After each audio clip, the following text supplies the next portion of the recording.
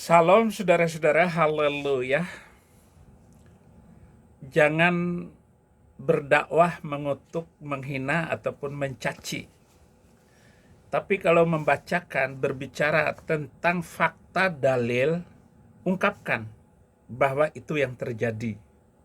Dan tidak mungkin dalil itu muncul dengan sendirinya, ataupun tertulis sebagai hinaan ataupun fitnah. Saya ingatkan kepada Zuma agar Anda hati-hati karena sejarah sudah membuktikan itu. Termasuk saya akan menyampaikan kepada kamu berita Ahmad Dedat. Baik. Saya tidak pernah memfitnah orang ini, tapi saya difitnah kemudian mengatakan saya merintahkan. Berikan dia kesengsaraan dunia akhirat ya Allah. Amin ya rabbal alamin. Amin ya rabbal alamin. Amin. Itu sumpah saya. Amin. Itu sumpah saya. Yang dibayar. Saya tidak pernah memfitnah orang ini, tapi saya Ya, tadi video Zuma menghina temannya sendiri, yaitu Tuanku Logika Ahmad Taufik, yang katanya Zuma menyuruh dia injak Alkitab, menginjak-injak Alkitab.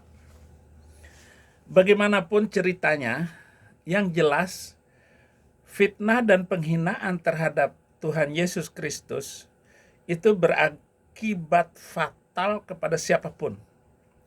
Dan dunia sudah membuktikan itu. Tetapi kalau saya membacakan tentang ayat-ayat, baik Al-Quran, hadis maupun Alkitab, itu bukan pemfitnahan ataupun penistaan, salah. Nah, mubahalah Ahmad Dedat almarhum yang menginginkan setelah dia melakukan pemfitnahan, penghinaan terhadap Tuhan Yesus Kristus, Dedat melawan Dr. Anies Soros di tahun 1985. Dedat berdoa kepada Tuhan dan meminta siapapun yang berbohong tentang keilahian Yesus agar menjadi bisu. Doanya pun terjawab. Bulan Mei 1993, 4 minggu setelah Dedat menyerang iman Kristen, ya, dia menyerang iman Kristen, dia menolak kematian dan kebangkitan Kristus di dalam sebuah kuliah umum di Australia. Dedat terkena stroke dan tubuhnya lumpuh dari leher ke bawah. Bahkan kemudian selama 9 tahun, seluruh hadiah yang dia peroleh, seluruh harta yang dia miliki, bahkan hadiah dari Raja Arab Saudi, karena dia mendapat anugerah orang yang mempertahankan akidah Islam, ludes habis hanya untuk menyembuhkan sakit penyakitnya. Dan masih berhutang.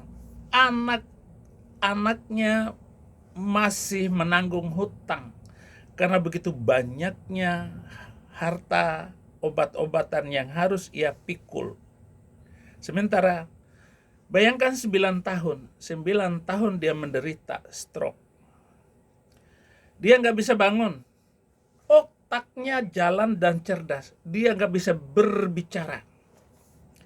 Ketika para pendeta datang untuk mendoakan dia dan meminta izin untuk mendoakan dia, dia tolak. Dia nggak mau menerima doa para pendeta yang mau memberikan kesempatan kepada dia. Itu satu orang. Ahmad Dedat. Agustan yang memantati Alkitab.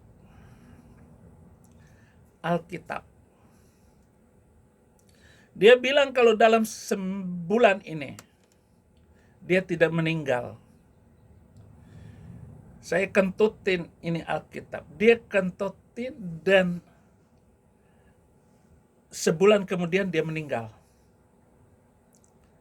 Berturut-turut istrinya pun, istri yang diperoleh karena dia meninggalkan Yesus, istri Islamnya, sebulan kemudian meninggal juga. Sebulan kemudian ibunya meninggal juga. Tetapi istrinya yang dia tinggalkan di Kristen, bahkan anaknya yang masih percaya kepada Yesus Kristus, masih segar, dan dia nggak mau menikah lagi. Begitulah orang-orang yang menistakan agama. Bagaimana dengan Insan Mukoginta? Dia lagi sholat, lagi tahiyat, dia mengucapkan asyhadu an la ilaha illallah, jatuh. Lagi tahiyat, jatuh. Saya tidak mengatakan apakah saya akan mati seperti itu, karena saya tegas mempertahankan iman saya dari rayuan, dari ajakan untuk meninggalkan Yesus Kristus. Saya tidak tahu, saya tidak meramal masa depan saya. Saya hanya mengatakan, Tuhan, ambillah nyawaku, kapanpun Engkau kehendaki, kapanpun Engkau mau, karena seluruh hidupku ini telah kuserahkan bagi Kristus. Jadi, jangan bermubahalah, jangan melakukan mubahalah seperti itu. Ya, itu dosa besar, saudaraku. Apakah saudara nggak paham bahwa mubahalah beliau itu makan sendiri senjata, makan senjata. Muhammad adalah qurratul ain, muslim sepanjang zaman. Sebenarnya tak jadi masalah jika mereka melakukan kejahatan selama ini. Orang Yahudi dan Nasrani tenang saja. Tapi ada satu hal yang malu dibicarakan oleh Muslim, yaitu tentang kematian Nabi yang memalukan. Banyak Muslim tidak mengetahui kenapa terjadi kematian beliau.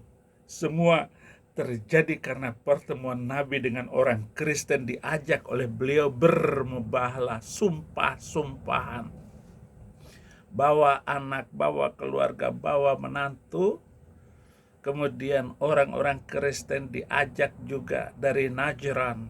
Abdul Masih membawa keluarganya untuk diajak bertemu dengan Nabi dan bermubahalah tentang ketuhanan keilahian Yesus Kristus. Muhammad dan para pengikutnya sampai sekarang menjadi antikris sejak dia mengeluarkan ajaran seperti itu. Karena ajaran yang tidak pantas, tidak dilakukan oleh orang-orang. Dan satu-satunya Nabi Arab ya hanya Muhammad. Dia sumpah antara kedua kelompok yang bertikai berupa kutukan dari Allah. Siapa yang salah akan su'ul khotimah, terjadi bulan Oktober 632 Masehi. Menurut catatan sejarah, Nabi mengirim surat kepada kepala suku Nasrani Najran untuk masuk Islam atau membayar jizyah kalau mau aman. Jizyah itu sendiri uang jaminan keamanan kepada Nabi jika tidak mau diganggu. Jika tidak membayar, Nabi akan menyerang mereka. Dan menanggapi surat itu, utusan Kristen yang datang menemui beliau, tatkala bertemu, mereka membahas tentang Yesus, apakah dia nabi atau reinkarnasi Tuhan. Nabi bilang bahwa Yesus hanya sekedar nabi biasa, yaitu sesungguhnya perumpamaan penciptaan Isa bagi Allah seperti penciptaan Adam. Dia menciptakannya dari tanah, kemudian dia berkata kepadanya, jadilah, maka jadilah sesuatu itu. Lalu dijawab oleh Abdul Masih, yaitu pendeta, ya dia bukan hanya manusia biasa, karena juga dia roh Tuhan yang hidup di dalam dirinya. Perdebatan selama 3 hari. Pada akhirnya Nabi marah kepada orang Kristen, mengajak mubahalah agar segera terjadi kutukan atas kedua kelompok itu. Siapa yang membantahmu dalam hal ini? Setelah engkau memperoleh ilmu, katakanlah Muhammad, mari kita memanggil anak-anak kami dan anak-anak kamu, istri-istri kami dan istri-istri kamu, dan kamu sendiri, kamu juga. Kemudian marilah kita bermubahalah agar laknat Allah ditimpakan kepada orang-orang yang dusta. Itu Qur'annya. Tentu saja orang Kristen tidak akan menyetujui mubahalah karena Yesus mengajarkan katakan ya dan tidak katakan tidak.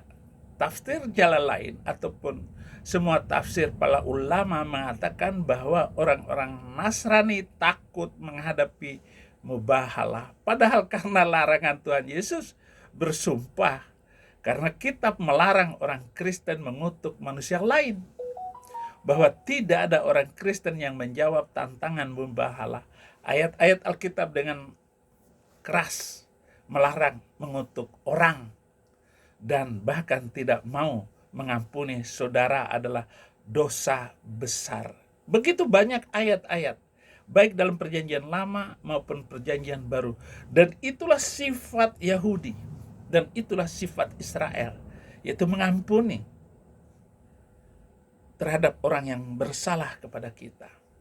Kita datang kepada dia, memohon ampun. Ini Zuma menghidupkan lagi wahyu yang diturunkan kepada Muhammad itu oleh Allah. Dia dengan menyumpahi temannya sendiri sesama muslim, sesama apologet. Dan kita tidak tahu, karena dia meminta dalam waktu sebulan. Tapi mubahalah itu akan bekerja terus. Muhammad mengalami keadaan yang sangat menyakitkan.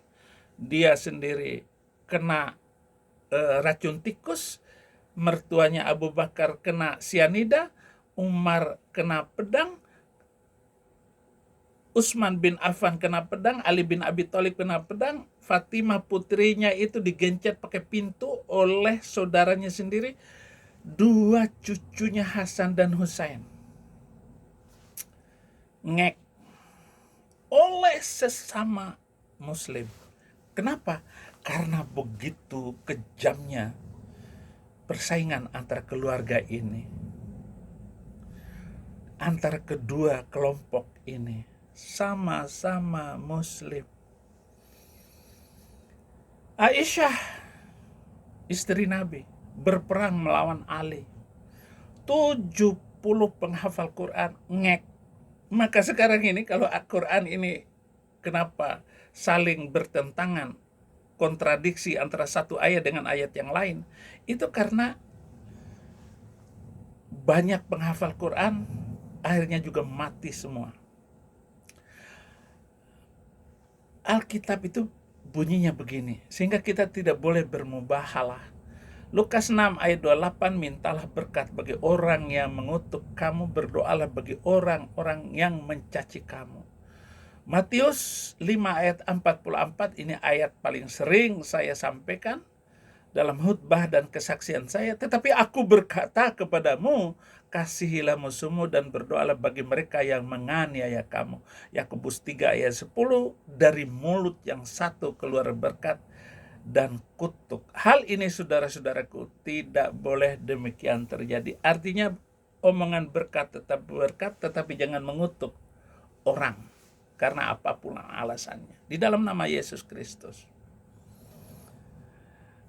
Kami tidak menerima tantangan itu. Orang-orang muslim tidak memahami kenapa orang Kristen menarik diri dari kompetisi mubahalah seperti yang terjadi pada zaman Nabi itu. Dan para mufasir salah menerjemahkan apa yang terjadi itu loh. Akibat kutuk itu, yaitu Nabi mati diracun. Ya, bukan juga karena mati diracun lalu spontan kita mengatakan itu kena mubahalah. Tetapi memang akibat dari banyak dosa yang dia lakukan. Karena dia orang zolim. Manusia paling zolim. Memimpin dengan kezoliman. Mereka tidak membaca Alkitab dengan iman. Akhirnya orang Kristen Najran mengerti bahwa beliau hanya nabi palsu. Seandainya beliau nabi yang benar, maka semua muka orang Kristen akan berubah wajahnya seperti monyet. Lalu wajahnya berputar ke belakang seperti kutukan Nabi dalam surat keempat ayat 47. Wahai orang-orang yang diberi Alkitab, berimanlah kamu kepada apa yang telah kami turunkan, Al-Quran, yang membenarkan kitab yang ada pada kamu, sebelum kami mengubah wajah-wajahmu, lalu kami putar ke belakang. Atau kami laknat mereka sebagai kami melaknat orang-orang yang berbuat maksiat pada hari Sabat. Dan ketetapan Allah pasti berlaku. Kenapa leher saya nggak berputar ke belakang seperti ayat ini? Karena saya meninggalkan. Saya tidak suka dengan keyakinan seperti itu. Bayangkan dari zaman ke zaman, dari waktu ke waktu. Hei Muslim Indonesia, kamu selalu merusak gereja, menghina orang beribadah. Pendeta kamu habisin. Dan kamu belum selesai Zuma dengan mengeluarkan. Tidak usahlah kamu memang benci sama saya. Kamu sudah mengutuk saya berulang-ulang. Tidak usahlah kamu ngomong apa-apa lagi setelah ini. Tetapi janganlah temanmu sendiri, saudaramu sendiri, sesama Muslim. Bahkan kamu menyuruh Tuan Logika untuk menginjak Alkitab. Polisi sudah memeriksa dia. Dan itu karena suruhan Zuma. Lalu kamu mengutuk sahabatmu sendiri setelah kamu menyuruh dan membicarakannya. Kamu hapus videomu itu. Inilah mentalitas busuk mereka. Mau mempertahankan agamanya dengan cara seperti itu, saudara. Dan saya harus membicarakannya dengan baik kepada saudara. Bukan karena saya ingin saudara-saudara masuk Kristen, bukan. Ya memang itu juga maksud saya. Tetapi kebenaran tetap dijaga. Biar kamu nggak masuk Kristen. Tetapi jujurlah berbicara, bersikap. Jangan berani berbohong. Kamu Zuma WA saya, kami akan berusaha untuk mengembalikan Abi datang ke Indonesia. Kami akan menyiapkan kedatangan Abi supaya Abi tidak dipenjara. Tetapi apa? Dalam komal kamu, YouTube kamu, di dalam TikTok kamu ngomong apapun yang terjadi, kita harus mendatangkan pendeta Saifuddin Ibrahim supaya kita masukkan dia ke dalam penjara. Ya kan ketahuan sama saya. Oh, intel saya di mana-mana. Jangankan di komal yang bisa diketahui, rahasia Bareskrim saya tahu. Karena ada orang-orang dalam sana yang bisa menyampaikan kepada saya. Orang Bareskrimnya sendiri. Jadi begitu ya Zuma, agar kita membangun kehidupan yang saling pengertian di masa yang akan datang, terjadi toleransi dan damai. Antar satu agama dengan mayoritas, dengan minoritas. Bagaimana Indonesia tidak dijadikan negara khilafah, negara yang berdasarkan kepada hukum agama. Terlampau banyak negara yang hancur karena hukum agama itu. Terima kasih saudara-saudara untuk perhatian Anda semua. Tuhan Yesus memberkati.